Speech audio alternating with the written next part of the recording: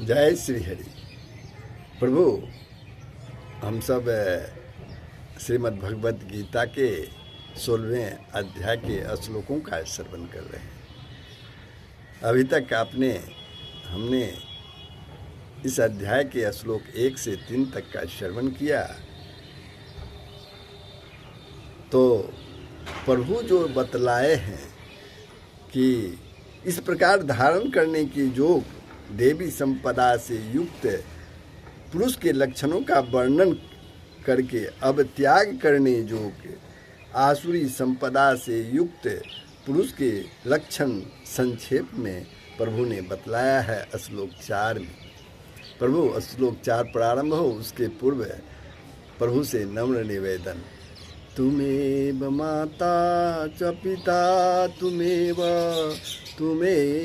बन्धुश्च सखा तुमेव विद्या दर्विनं तुमेव सर्वमं देव वासुदेव सुतं देवं कंसचाणूरमर्दनं देवकी परमानंदम कृष्णं वंदे जगद्गुरुं। प्रभु,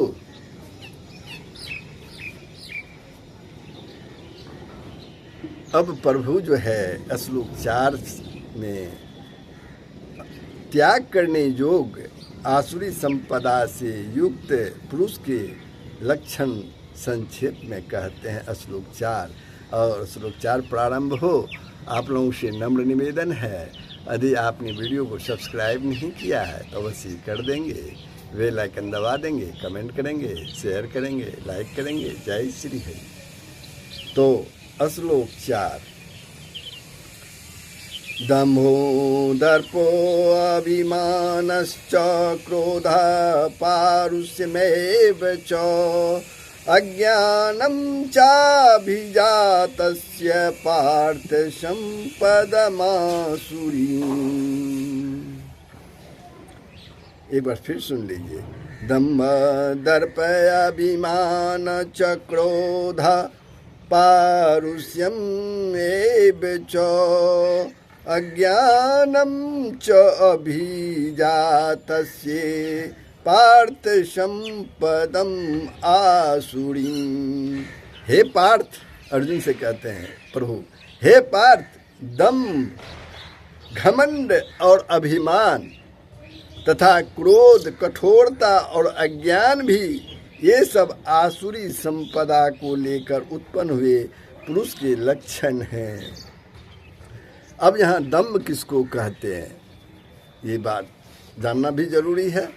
दम किसको कहते हैं? मान, बड़ाई, पूजा और प्रतिष्ठा के लिए, धन आदि के लोभ से या किसी को ठगने के अभिप्राय से अपने को धर्मात्मा, भगवत भक्त, ज्ञानी या महात्मा प्रसिद्ध करना, या दिखाऊ धर्म पालन का, दानीपन का, भक्ति का, व्रत उपवास आदि का, योग साधन का और किसी भी रूप में रहने से अपने काम सदता हो उसी का ढोंग रचना दंभ है।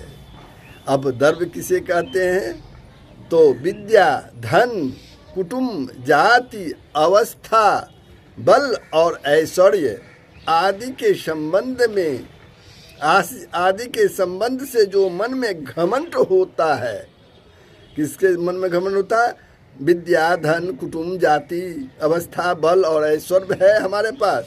इसके संबंध में जो मन में घमंड होता है, जिसके कारण मनुष्य दूसरों को तुच्छ समझता है, अपने सामने कुछ समझता ही नहीं है, उसकी अवहेलना करता है, उसका नाम दर्प है। और अभिमान क्या है? अपने को श्रेष्ठ, बड़ा या पूज्य समझना, मान, बड़ाई, प्रतिष्ठा और पूजा आदि की इच्छा रखना एवं इन सब को प्राप्त होने पर प्रसन्न होना अभिमान है। क्रोध किसको कहते हैं?